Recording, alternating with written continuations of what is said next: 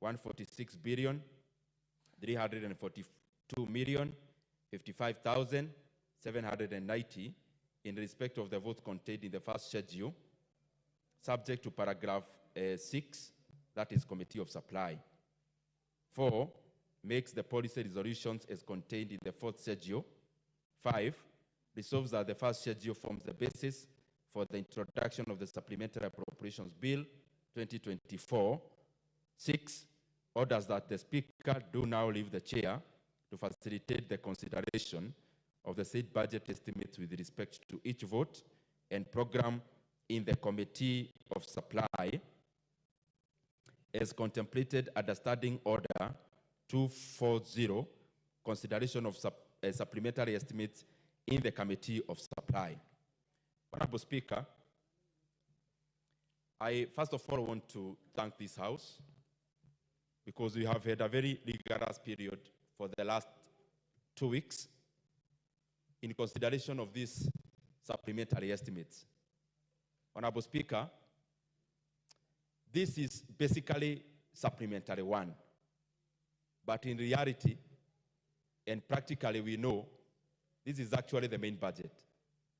And I say so because, Honorable Speaker, this was occasioned by the fact that in this House we passed the appropriations bill, which became an act in hope and anticipation that the other side of the budget was to pass also. But, Honorable Speaker, as we all know, Kenyans requested this House and the leadership that we look inwards and look for other alternatives. And, Honorable Speaker, that is the reason why we are coming to this House for supplementary one even before the implementation of the budget. For the past 3 weeks, the government has only been implementing that what must be done in regards to funding only the critical areas of the budget, whereas the other areas have been put in abeyance, waiting for this process, Honorable Speaker.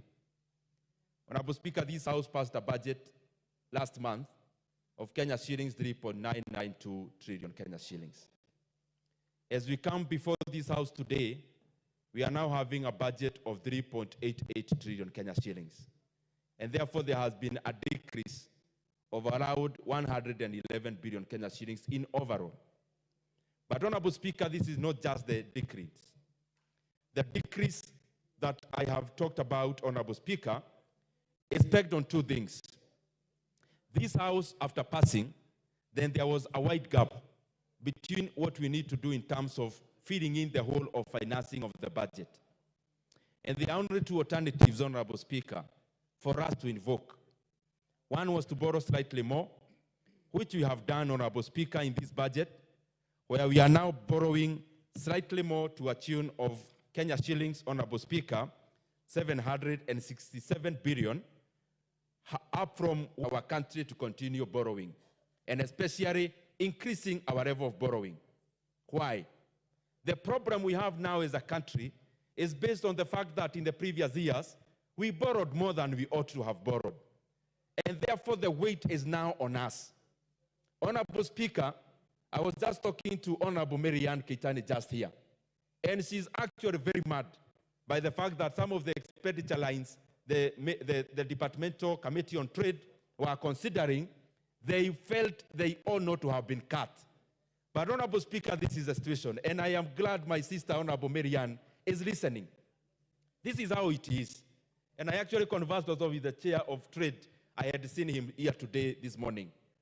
Honorable Speaker, out of this budget, Kenyans, this is our country, and these are the bare facts that this financial year we are in, 2024-2025, as a country, will be spending 1.002 trillion Kenya shillings in payments of interest rates alone.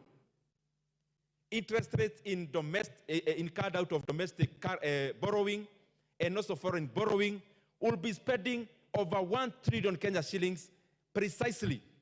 I think 1.002 trillion Kenya shillings. And therefore, Honorable Speaker, we may come here and read a budget of 3.88 trillion Kenya shillings as we are doing today. But the fact of the matter, even before we finish reading, we are already paying interest rates of 1 trillion Kenya shillings. Honorable Speaker, the monies that we pay in terms of our obligations to the civil servants who have retired, Honorable Speaker, in regards to pensions, we are talking about over 200 billion Kenya shillings. And therefore, Honorable Speaker, even before we start negotiating about which projects to be done, 1.2 trillion Kenya shillings is off the table. Honorable Speaker, we have had also to do something unprecedented, which I will mention later. But out of that budget, Kenya shillings, 380 billion Kenya shillings is equitable share. And therefore, Honorable Speaker, if we do the math, we see what remains. But even more surprising, Honorable Speaker, you know, when we talk about debt service, it is not just a component of interest rate. It is also a component of also the principal. The entire expenditure in debts, Honorable Speaker, is Kenya shillings 1.8 trillion. And therefore, Honorable Speaker, what you've been doing for the past 1 year, out of 100 shillings collected by Kenya Revenue Authority, Honorable Speaker, 61 shillings has been going into debt service. And therefore, we are left now to grapple on what to do with the remaining 39 shillings. And that is the reality of the matter. Whoever is on the driving seat, Honorable Speaker, whoever is in the National Treasury, whoever is in which other position, those are the grim realities. Honorable Speaker, what we have done this time, and I am saying we because as a country we came together and we decided we needed to rationalize our budget, is that we have done also something unprecedented. One unprecedented thing is to bring a supplementary budget barely before a month ends after the passage of the budget. But secondly also is the kind of cuts. The cuts have been done in all levels of government. And I hope that the members are keen on this. The cuts have been spread across the two levels of government. Honorable Speaker, even the county governments are losing 20 billion in their equitable share out of the realities that we face at the moment. Honorable Speaker, the cuts have also been across all the MDAs of the national government. And I want to assure the Kenyan people, we have cut all the flesh. What remains now is only the bone. Maybe in some areas, even the bones have been cut also. And I say so because, Honorable Speaker, we have made sure there is no money left for us who are servants of the people, elected, appointed, those who work for government. There is no money for travel. There is no money for hospitality. There is no money for ostentatious spending. Honorable Speaker, because that is what the Kenyan people told us to do. Honorable Speaker, we have also cut money across all the three arms of government. The executive is losing, judiciary is losing, the parliament is losing. And Honorable Speaker, I want to laud the members of this house because we have come together and agreed these are difficult times. And for that reason, Parliament itself voluntarily, without fighting back, is being cut Kenya shillings 3.7 billion Kenya shillings. And Honorable Speaker, this is hedged on many things. For example, when we were conducting the budget committee meetings, we did them around here in Parliament, Honorable Speaker. And I think this is a good thing for us to continue doing so that we continue cutting excess weight out of our budget and we also just live with the bare minimum so that we channel the other resources into the growth of our country and especially our economy. Honorable Speaker, this is the first time ever since I joined this Parliament that NGCDF is being cut and members are clapping. Honorable Speaker, ordinarily, if any chairman of budget would stand here and talk about cuts in NGCDF, Honorable Speaker, I think the motion would have to adjourn. But then these are unprecedented times. And that is why even NGCDF is giving up the increment that had been scheduled, Honorable Speaker, so that we first face the critical areas that Kenyans have directed. Honorable Speaker, we came here and moved 14.5 billion Kenya shillings that was to go into last mile connectivity in terms of electricity. I also want to thank the Kenyan people and especially the members of this House, because in unison, they have agreed that that can be put in abeyance to be done at a later date, and therefore given way for that 14.5 billion Kenya shillings. Honorable Speaker, much more has been lost, Honorable Speaker, because we need, as Kenyans have directed us to do, as their servants, that we must make a budget that has a semblance of monies going specifically to critical areas. Honorable Speaker, there is something I also have noted across the days we've been meeting and looking at our budget. This country is rich. And Honorable Speaker, I believe this country has potential to raise much more. Honorable Speaker, Kenya is largely a country where most of the activities happen informally. And therefore, the informal side of our economy is much larger than the formal one. And that is why out of Kenyans who work, Kenya has a working population of 20 million. But out of that, Honorable Speaker, only 3 million have pay slips. 1 million in government, that is in public service, and 2 million in private sector. Honorable Speaker, those are statistics that we must look at as Kenyans. That out of a working population of 20 million, Honorable Speaker, only 3 million are in formal employment. Then the problem of Kenya Revenue Authority starts there, Honorable Speaker. Because when you have visibility of only 3 million Kenyans, then that is where you direct your revenue-raising measures. And Honorable Speaker, what majority of the economies do when most of the economy is in the informal sector, then they come up with other ways of raising revenue.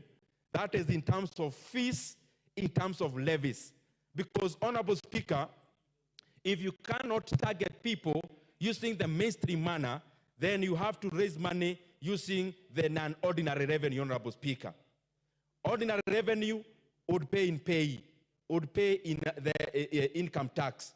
But then, Honorable Speaker, we have seen there is much more opportunity to raise money in the non-ordinary revenue manner, Honorable Speaker. And Honorable Speaker, out of the sittings we had with the members of the Budget and Appropriations Committee, we have seen that Kenya can actually raise much more. And Honorable Speaker, I am glad you're also part of that committee. That in terms of A&A, for example, take two FADs, take tourism FAD, take tourism promotion FAD, Honorable Speaker. Currently, tourism is surging in Kenya. Tourism numbers are going up. But then we have made laws in such a manner, Honorable Speaker, that these monies collected by these FADs can only be used in a certain manner. Honorable Speaker, in our recommendations, we want to make amendments across all the entities of government that collect money. When you collect money from a Kenyan, that is public money. And if it's public money, Honorable Speaker, whereas the collector needs some money to keep them collecting more and being efficient, we must open up these funds for these monies, and especially the surplus, to be channeled to the consolidated fund, Honorable Speaker, so that instead of borrowing, instead of overtaxing the formal sector, Honorable Speaker, we can also raise much more resources through these funds, Honorable Speaker. They contribute to the consolidated fund. Honorable Speaker, sometimes it's a paradox that on this side, the government of Kenya is raising money through T-bills and bonds. But on the other side of the supply side, it is some of the government money that is actually purchasing these bonds. Honorable Speaker, some of these rigidities in law has to come to an end. We must open up all the funds. We must open up all the points of appropriations in aid so that these monies cannot continue to be spent in a singular manner. We open this money to the National Treasury to fund critical areas. Honorable Speaker, what do I mean? If there is an increment in A&A, for example, in tourism fund, of Kenya shillings 3 billion. If there is improvement of A&A in Communication Authority, if there is expansion of revenue in the sports fund, Honorable Speaker, the surplus of this money could actually fund the 14.5 billion Kenya shillings we needed for last mile connectivity. But the way we have crafted our laws is that the monies in the tourism fund can only be spent in a specific manner. If that then specific manner, Honorable Speaker, meets saturation level, then what happens is empire building. That the holders of those accounts, Honorable Speaker, the accounting officers, then look for ways to spend. Whichever way to spend, money has to be spent. We do not have money as a country to spend money because it must be spent. We only have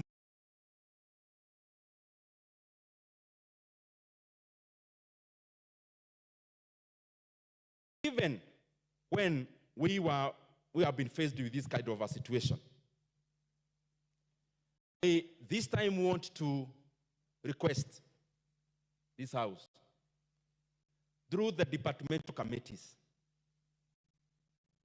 that the work of the Budget and Appropriations Committee is basically like the work of the clerk.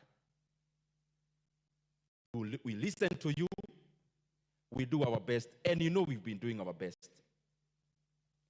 When there is a disagreement on especially the allocations, it is not the Budget and Appropriations Committee. It is the direction of the executive in terms of where the retro money that we have needs to go so that we take care of our economy. And I'm saying so because in the previous budget cycles, Honorable Speaker, we have always taken up to the last comma of what is presented to the Budget and Appropriations Committee by the departmental committees. And we consult, Honorable Speaker. I make a point of also personally consulting with the chairs so that any change that is happening is not below the carpet.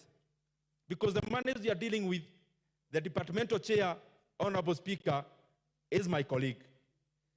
The member of a departmental committee is my colleague. It's not that we know better than them.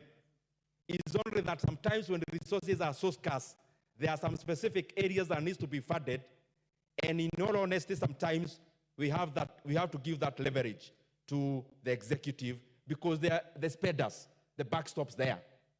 And I'm being honest, Honorable Speaker, because this House has been very harmonious, and that harmony is important. But beyond now the cuts, Honorable Speaker, there are some things through the consultations with the National Treasury, departmental chairs, the members of Parliament, the executive, there are areas, even if there are cuts, we decided they must not suffer a cut, Honorable Speaker. Because this country is in a place besieged. You know, Honorable Speaker, one of the tenets of economic growth, one is expansion of government expenditure. Then when you constrain government expenditure, the ramifications of that in the months to come would be a contraction of the economy. And therefore, whereas we are cutting also, we must also make sure there is enough money floating around, and especially providing liquidity in the economy. But then, Honorable Speaker, we had to really cherry-pick these areas, and especially with the consultation with all the stakeholders. One of the areas, Honorable Speaker, education sector continues to take the bulk of the money. Because as a government, we are spending 650 billion to education. Honorable Speaker, it is important for us to know as a country, Kenya is a democracy. And most of the democracies like Kenya, therefore have what we call an open market economy, where then trade and economic transactions determine the prices of the market. But Honorable Speaker, to be honest to ourselves as Kenya, when we look at the weight of what the government needs to spend, the issue of Kenya being a market economy and a competitive economy therefore ends when the government starts. Because from where the government starts, Honorable Speaker, Kenya is a socialist state. It's social because, Honorable Speaker, you measure that by the size of government expenditure. 650 billion goes into education. Honorable Speaker, sometimes we wonder, why do we have stalled projects, etc., etc. Some of it is based on the responsibilities that the government has to conduct. One would ask, but the government has been doing these duties nevertheless. But that is not the fact, Honorable Speaker. When this government took over, the other governments had been afraid to implement, for example, CBC. When we talk about CBC, it's not just an education system. It is also a huge expenditure line. Because every learner in JSS, Honorable Speaker, is capitalized by government to a tune of over 10,000 Kenya shillings every year. Was that there before? It was not there before. Honorable Speaker, therefore, the government is spending 650 billion Kenya shillings to education. But what we have made sure that we have safeguarded, and I want to assure the members of parliament here, we have made sure that the monies to confirm the JSS interns, all of them 46,000, has not been cut in the budget. And therefore, Honorable Speaker, we have provided the monies for confirmation to permanent and pensionable for the JSS interns, because anything else can wait, but the JSS confirmation, JSS interns confirmation to permanent and pensionable cannot wait. We cannot allow that to wait, Honorable Speaker. Second thing, Honorable Speaker, is in the health sector. We have provided 8 billion shillings because this House passed a law called SHIF. And there are 3 facts that are in there that are very important for the implementation of the universal health coverage. We have provided 8 billion shillings to start working that journey, Honorable Speaker, and seed money for Kenyans to start benefiting from almost free health services, Honorable Speaker, through SHIF, which this House passed. And in that regard also, Honorable Speaker, we have provided Kenya shillings, 3.7 billion Kenya shillings for the confirmation of interns who are in the health sector, as Honorable Speaker, for them to be confirmed into permanent and pensionable terms. Honorable Speaker, Kenya, part of the reason why Kenya is largely informal in terms of the nature of our economy is that we are still agrarian. And Honorable Speaker, this is not something to be proud of. When we measure the economy, we measure economy using 2 things. One is economic growth, Honorable Speaker, and in that, Honorable Speaker, we do qualitative and quantitative. What I've been doing is reporting GDP and the rest. That is quantitative, Honorable Speaker. But we also need to look at the other areas around how people are, how the economy is performing qualitatively, Honorable Speaker. And I say so because majority of Kenyans are engaged in farming, in agriculture. It is not something to be proud of, because one of the measures of our country growing, or economic growth of a country, Honorable Speaker, is having agriculture contributing less to the economy, not more. In fact, one of the definitions of an economy that has grown, of a developed economy, is an economy whose involvement of agriculture in terms of GDP is less than 10%. Therefore, Honorable Speaker, however, we also have to look at where we are. We are a developing country, not a developed one. And therefore, most of the Kenyans are engaged in agriculture. What we have done in agriculture is this, Honorable Speaker. We have provided Kenya shillings 7.5 billion that will go into fertilizer subsidy. And this time, Honorable Speaker, fertilizer subsidy will be both for food crops and also cash crops. The coffee farmers, the tea farmers, the maize farmers and the rest, Honorable Speaker, will have an opportunity to benefit from that fertilizer subsidy, Honorable Speaker. Second thing, we have provided money for coffee, Cheriford, Kenya shillings 3 billion.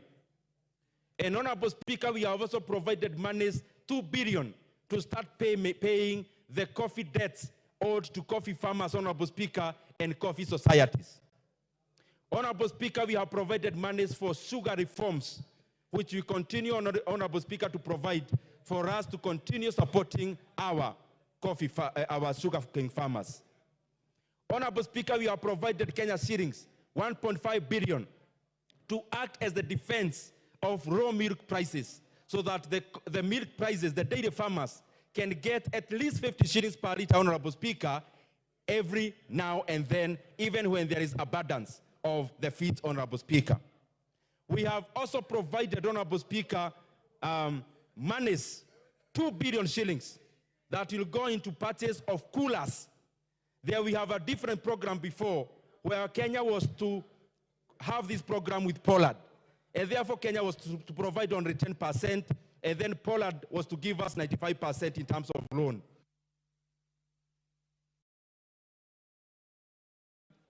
Yeah, some 3 minutes to conclude, Chairperson.